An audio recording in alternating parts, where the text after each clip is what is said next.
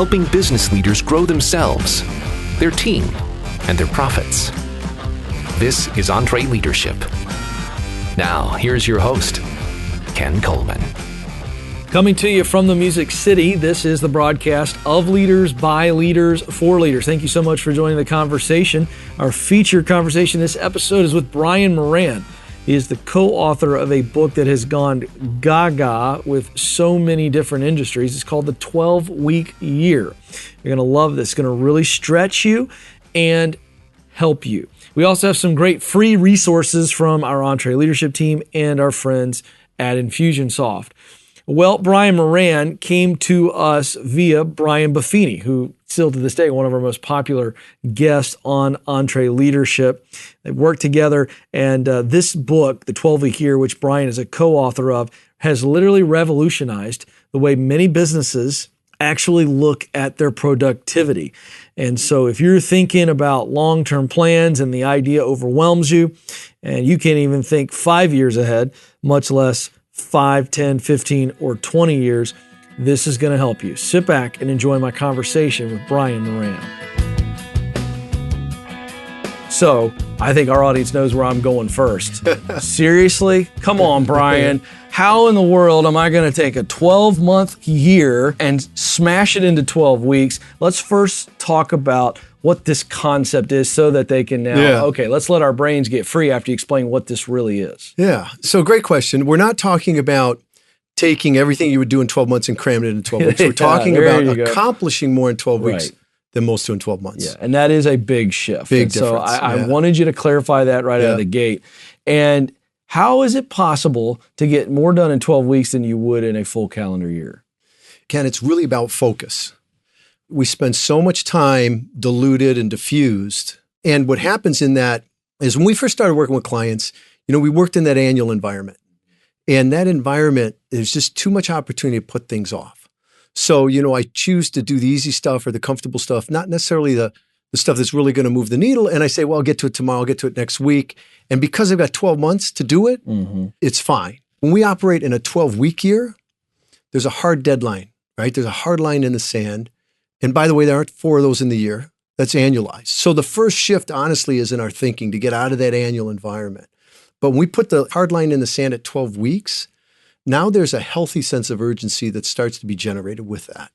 And what it causes us to do is really determine what matters most in terms of hitting the goals. Some people say, wow, it sounds stressful. When you play it out, it's actually lowers the stress. You're living with this sense of the healthy urgency, right? Not the stressed out stuff, not the panic, but this notion of, look, if my goals matter to me, right? If this stuff matters to me and I want to be at this spot at the end of my year, my 12-week year, then I got to do this stuff along the way, right? I got to do the heavy lifting. Yeah. So this is great. So we're talking about really shifting gears here. So we get out of this, what are we going to accomplish? What do we need to accomplish? Right. What should we accomplish in 52 weeks? And we go, all right, we got 12 weeks. In this 12 weeks, so is that the further shift practically where we're going? We're not now necessarily looking at what the big picture is. We're going this next picture. In 12 weeks, what has to happen? I'm just curious how you juxtapose that with a long-term vision. Yeah. So can I back up just a moment with that? Yeah, let's break it down. So the first thing is the realization that it's not enough to know. Right. You got to execute. Well, sure. That's the number one barrier for people, though. Right. I say it, people go, yeah, right, but people don't get it. Because what they know and what they do, there's a huge gap. And if people did what they already know without learning anything more, they'd be healthier, they'd have better relationships, they'd make more money without learning anything new, right? So at one level, the 12-week year is designed to close that gap. And part of the way we do that is we get out of the annual environment. But then it's bundled, Ken, and this is where you're starting to get into it. It's bundled with the fundamental disciplines that drive execution, drive high performance. And the first one is what you mentioned. It's that vision piece. So without a longer term vision, a 12-week year, I'm laying track right in front of me. I could end up way off course. Yeah. You're getting a lot done, but it may not be the right stuff. Might not be there, and probably isn't. Right. So it starts with this notion of looking 3 years, 5 years, 10 years out. What do I want my life to look like, and what does great look like? You're going to be here, God willing, let's make it great, where there's this compelling vision, there's this emotional connection to it. And then we bring it near term to 12 weeks and say, okay, where do I need to be into 12 weeks to be living that, to be standing that ground? So there is this connection between the 12-week goal and what I'm working on and the longer term life I want to live. And that's part of what makes it so powerful. I love that. Okay, because that's what I want our audience. I want them suspending some disbelief as we walk through this because it's a lot for people to handle. Yeah. So they've got okay, this is a big vision for this year, for Company X. Yeah. This is where we want to be. So then walk us through this. How do we then extrapolate a 12-week plan that's going to lead into the next 12 weeks? Right. How much do those 4 12-week plans need to be symbiotic? So it's an interesting question because the very nature of 4 12-week plans is annualized. That's how ingrained the annualized cycle is for people. People don't even question it. So in the 12-week year, there aren't 4 12-week years. It's just this 12-week year followed by the next. So if you do have an annual goal, we like to think of that as a longer-term vision. And then from there, we lock into the next 12 weeks. We set the goal, we build the plan. At the end of those 12 weeks, one of 3 things is going to happen. You're going to be on pace with your longer-term vision and goals. You're going to be ahead, you're going to be behind, and you can determine what to do then. But and it's not like I'm struggling with the idea, but I'm asking this question on behalf of our listener here. Great. I appreciate what you're saying, but the reality is when you're moving at the speed that you're moving, you got your first 12 weeks. Then what happens? You dust your hand off and you go, okay, what's the next 12 weeks look like? Can you do it that fast? Is it absolutely. focused? Okay, I want you to break that down. Okay, so what we're going to do is we're going to take that longer term vision, as I said, we're going to bring that near term set a 12-week goal, and then we build out a 12-week plan. And this is very different than the way most people plan. Most people plan conceptually or directionally. You can't execute concepts. We got to get tactical, which means we get very granular. But same thing, it's all about focus. So at the tactic level, we're all about less is more. 1, 2, maybe 3 goals. Even in big organizations, when Jobs went back to Apple, they had some 27 different projects. He narrowed it to 4, So it's all about focus at the goal level and the tactic level. At the tactic level, we're looking for a critical few, the least number of tactics to accomplish the goal. But they're written as statements of actions people can take. So get referrals, cross-sell in a selling environment, great concepts that doesn't execute. And so as we walk that plan out then over the 12 weeks, we'll talk about how we become more consistent with those actions. But we're going to get to the end of the 12 weeks. We're going to have hit the goal or not, but there's always a ton of learning that happens in it. And you're going to see how the other components of that help you identify the breakdowns in the learning so that we get there, we stop the world. This is that 13th week. Right? The 13th week is when we're going to celebrate. We're going to stop the world.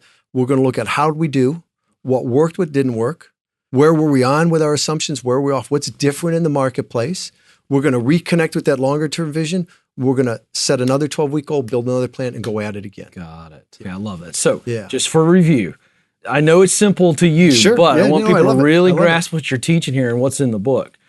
You got a big couple of goals. All right. I know we're throwing the 52 weeks out, so I'll never say it again. Great. Last time Appreciate that. Yeah, but come on now. We got to get people where they need to go. Right. So point is 3, 4 big goals. And then we're going to attack maybe 1, maybe 2 of those, maybe just 1 in the 12 weeks, correct?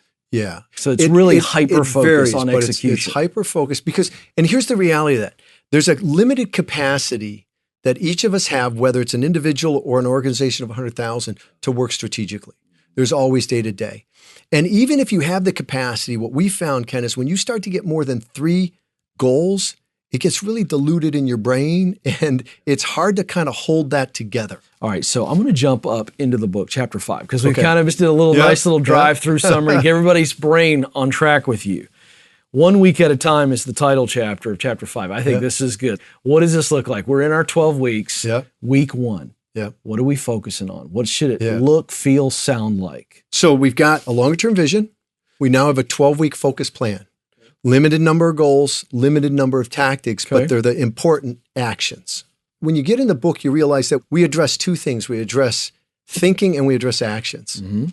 So one of the things people have to get in their brain is that we don't control the outcomes, we control the actions. The goals are the outcomes. We don't control those. We desire them, we influence them, we control the actions. So we built this plan with goals and tactics. Each one of those tactics has a due date of a particular week. So in week 1, where I go to is in a sense, I create a weekly plan, but here's the difference, Ken, I'm not creating it out of thin air. I'm not sitting down with a blank slate. All I'm doing is taking that 12-week plan and translating what's due in that 12-week plan week 1. So now I have a very focused weekly plan, which I calendarize. And that's how I win the week. If that stuff gets done, I had a great week, regardless of the outcomes, whether it drives any outcomes or not. If I get that stuff done in the weekly plan, I had a great week. If I get all the other stuff done and this doesn't happen, I've lost a week. So it's an incredibly powerful tool about clarifying for me what matters most each week. And by default then, if it's not in the plan, it's secondary. Okay, and that's what I love about this plan. I'm kind of want to interrupt this process of question asking to tee you up to talk about this. In looking at this plan, preparing for this conversation, this is not another goal-setting book. This is about execution. Yeah. That's what this entire process is, right? It is. Yeah, it's about clarifying, simplifying, and then just get her done. Getting after it. Yeah. Yeah. Interesting. It really shapes our mind. There's some science behind this too. Oh, yeah. What you've done here is craft a very simple, but as you said, powerful process that retrains our brain. Isn't that what this really is? Habits? It is, because our actions are always an outgrowth of our thinking. If the thinking shifts, the actions change. Maxwell Maltz, I think, was the first guy to say, hey, if you do something for 21 days, it becomes habit. And I think we've all seen, well, sometimes that's true, sometimes it's not. It depends on the underlying thinking. So as we shift the thinking, so shift the actions. All right, so let's jump into our audience knows I like to do this. Just pick chapters, tee you up, and let you run. Chapter 8, very interesting chapter title, Accountability versus Ownership. I like that. It challenged me. I went, what? Wait a second. Who says accountability and ownership are different? Why are they versus each other? Talk to me about that. So what we found is that in society, the prevailing view of accountability is consequences. It's negative consequences. I mean, think about anytime someone does something wrong, right? Anytime you hear that word accountability, it's affiliated with bad behavior, poor performance, negative consequences. Someone's going to smack my hand. An athlete does something he's not supposed to do, right? Commissioner comes out and says, we're going to hold him accountable. And then what happens? They find him, they spank him. It's that negative consequence. And that's the view of accountability. And the sad part of that is that's not accountability. Accountability is not consequences. It is ownership. It's the realization that I always, always, always have choice, and then taking ownership of those choices. How does this 12-week way of doing things push this? When you come to the realization that an accountability as ownership may be the most empowering concept there is in terms of living the life you want to live. But if you think about that, if it's really about ownership and choice, then it takes us back to vision, doesn't it? Right? What do you want your life to look like? And then it takes us to the plan. If that's, what are you willing to do to get there? And the other pieces in that process, because there are no have-tos in life. That would be my argument. Yeah. Okay. It's always a choice. Yeah, I agree 100%. I think you're absolutely right. Okay, chapter 11, intentional imbalance. I love this. This is countercultural as well, is it not? Yeah, it is. What does it look like? What are you asking us to do here?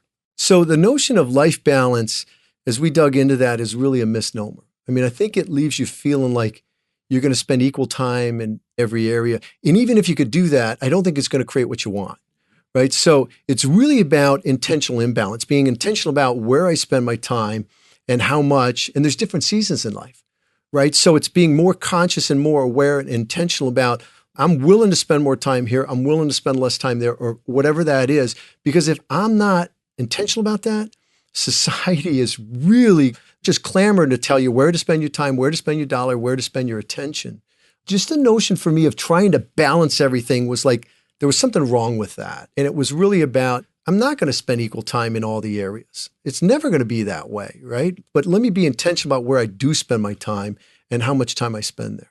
All right. I want to put you on the spot because we kind of generalized, okay, what this 12-week philosophy looks like, but let's just create a small business. And you say, okay, just generally speaking, this is what, if I were to sit down with this person and do the 5-minute speed dating kind of thing here in the studio. Okay. So let's say we brought in somebody who they run a sign business. Okay. Plumber, I don't care. You pick it. Yep. Okay. Great. Small business. Yep. You got a lot of manual labor. They're going out installing. So I'm just trying to give you at least some characteristics. Right. You're a service business. Okay. Your workforce, right, is largely out on the job, in the field. Yep. They got to come up with a 12-week plan. They've never done this before. Sure. They get this book, and you're going to sit with them for 5 minutes, give them a couple things that they're going to do right away that help them create a practical 12-week plan. I'd start with vision before I even did plan. Sure. And I'd start with personal vision before we even talk about the vision for the print shop. Because especially as the hourly employees and every associate needs to connect how, by the print shop being successful, enables the life I want to live. So we're going to start to do some work with personal vision, and then we're going to move to what's the vision for the print shop. From there, then we're going to bring that near term and say, okay, if that's where we want to be long term, where do we need to be in the 12 weeks? And that's going to set the goals. Then what we do, Ken, is we use a process called mind mapping to figure out the tactics.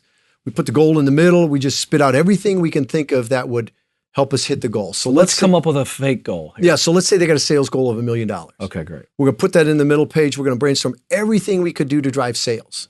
Now, here's the reality. What ends up on that page is not tactical or conceptual. And if we tried to do it all, we'd fail. So we're going to pick the critical few. The way we do that is we say, okay, if we could only do one thing on this page, what would that be? And then we're going to ask the next question. If we could only do one more, what would that be? And then we're going to stop, because if that'll get the job done, we don't need a third. But we're going to keep that process going until we determine, yep, that's the right number. And then we need to turn those concepts into tactics, because most of the concepts have multiple tactics. And again, tactics are actions that someone takes. They're statements of an action that someone can take. So you're going to have this list of stuff. It might be social media. All right, that's a concept. Tactically, what do we need to do with that? And that's going to spell out, it might be 3 tactics, it might be 8. And each one of those, someone's going to be assigned, and there's a due date. It happens once in week 1 and it's done, or it happens every week for 12 weeks. And that's how we're going to build that plan out. All right, good. Great stuff. Very good. Very good. Okay. Keeping score, chapter 16. I think this is huge. I just don't think we keep score like we should. Yeah. We want our teams to keep score. I'll tell you, we're watching our teams on the weekend. We know what the score is. Yeah, but then as leaders, sometimes we're not keeping score across the board or in specific areas where we need to be keeping score. Challenge us on that. What's that look like? What do you challenge us on that in the book? Yeah. Ramsey does a great job of it. Yeah. You walk in the office. We have scoreboards everywhere. Scoreboards everywhere. So there's this notion of lead and lag indicators, right? And people get confused about that. The lag is just the end result. If my goal's sales, then I'm tracking sales, that's a lag. If it's weight loss, it's pounds. They call it lag because, Ken, the time lag, right? And then there's lead indicators that give us an indication of the probability of us hitting it. So the first thing as an organization is we have to determine what are the lead and lag things, right? What are the key measures that we need to track? And again, here we're looking for the critical few. You might come up with a list of 15. What are the 3, 4, or 5? And we're going to lock those down, and we're going to measure those on a weekly basis. But now here's the thing. There's one lead indicator that's the most powerful lead indicator people have, and they don't even know about it. And that ultimately is a measure of your execution. Because again, we control the actions, not the outcomes. So with the 12-week year, we are going to track our results, our key measures. We're going to score our execution, and we're going to do it by individual. So everyone on that team, imagine now we got a 12-week plan. Certain tactics have people's names. That translates to that weekly plan. What's in my weekly plan is just the stuff that has my name for this week. At the end of that week, I'm going to score my execution. Of the things I had done, what got done, I'm going to calculate the score. I'm going to know, kind of as the leader of my area, right, of my performance, whether I'm in the 30 percentile or the 90 percentile or wherever I'm at. So there's this clarity around what matters most. That's the plan. There's this transparency now that starts to happen. Am I doing what I said was most important? And the cool thing about that is with thousands of people on the system, we've learned you don't have to be perfect. If you're running somewhere 80%, 85 plus week in and week out, in most cases, you accomplish the goal. Now, it doesn't mean 60 won't accomplish the goal. It just means the probability is less, because we have people that operate at 60% and have hit the goal, but it's just less likely. A little bit earlier, I had you explain that accountability versus ownership chapter. You did such a great job laying that out. I'm just curious how much scoreboard keeping and scoreboards everywhere impact ownership. Well, here's the thing. It's an interesting question, because my experience is that if you don't own it, those scoreboards are scary, right? When you take ownership of it, that's just feedback. And it's not always going to be pretty. But you're looking at it because now, think about this. Ken, you've got the lead and lags and you got the execution score. You have everything you need to know to make adjustments. Because if there's a breakdown, we're not hitting the goal, it's one of two areas. It can't be anywhere else. It's either in the planned content or it's in the execution. And most of the time, I'd say almost up to 90% of the time, it's the execution. But what do people do when they're not hitting the goal? They go change the plan. With the 12-week year, you don't do that. You work on why aren't we doing what's in the plan? What am I choosing to do that's not in the plan? Why am I choosing to do that versus what's in the plan? So we start to confront the breakdowns where they're at so we can take corrective action sooner. And staying in that example, the reason you don't want to change the plan in the middle of the 12 weeks is essentially you don't have time. And on that 13th week, then we're going to really measure it. Right. That's when we know, was the plan a little faulty? Sure. And if you're not executing it, you don't know.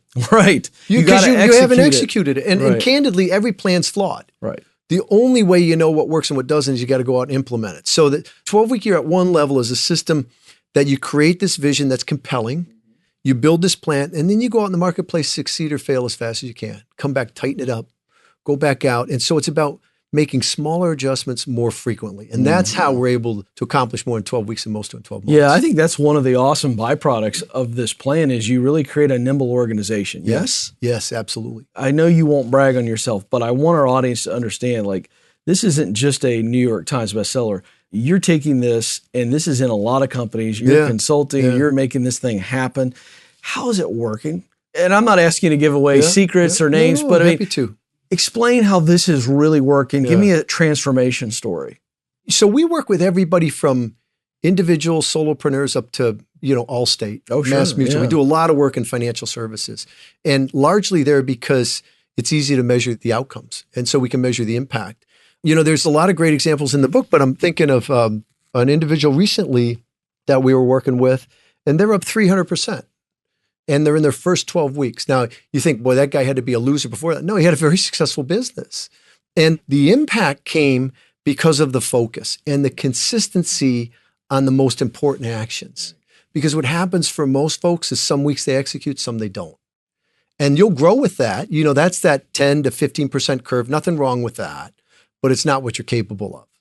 And the difference between that and exponential growth is not longer hours. It's not harder work. It's more consistent on the activities that really matter. Mm-hmm. What are you seeing? Because I want leaders to hear this. What are you seeing when an organization implements this? When it comes from leadership saying, hey, we're going to change the way we do things. When this is a stark change, and I guess many times it is. Yeah. Should be, right? Yeah, it usually is. Yeah. So the rub between leadership and the team, because we know people in general just don't like change. What's an effective way to communicate and implement this entirely new process? I think that's important. Yeah, I love it. First is what we've seen is that the leader has to be committed. It's not one of those things you go, okay, I want my people to do this. Yeah, hey, I'm thinking about this. Right. It's always leader-led anyways. Right. But when the leader's committed, what that means is we do the vision work, so people get fired up about that. But not everybody's going to get on board. Some people don't like the transparency of the 12-week year because with the 12-week year, when the team is on it, there is nowhere to hide. So the challenge with that is if you're heavy-handed, that's going to be a disaster. Right? If you think about accountability's consequences and that's how you manage, that's going to be a disaster. If you understand accountability as choice, we stop trying to hold people accountable. We hold them capable. We connect the actions to the vision and all. Now we come up alongside of them. We confront the breakdowns. I like to talk about how the 12 week year is a guilt-free zone. I can't change last week, but I can certainly learn from it. I had a disaster week last week. That's going to happen. What do I do different this week? How do I get back on the plan? And the way I win the week is execute the plan. And so I'm thinking about, you asked for an example, I'm thinking about a group we had worked with. They had 5 salespeople on the team. In the first 30 days, 1 quit. In the first 12 weeks, a second quit. And they had saved about $125,000 in payroll, and they were up 30% in 12 weeks. So guess what? Those people weren't contributing anyways. What the system did was shine a light on that and fleshed them out. Now, some of the people will step up. Yeah. But the ones that won't, it's going to be real clear that it's a bad fit. Yeah. See, again, I sensed that was the case. Yeah. But again, that's what's so great about this process. He is Brian Moran. The book is The 12-Week Year. Get more done in 12 weeks than others do in 12 months. Why wouldn't you buy this book? Seriously, why wouldn't you just go, all right, I listened to that conversation. Now I got to dig into that. I don't know why in the world you wouldn't try this. I think this is a proven process. I don't think it, I know it.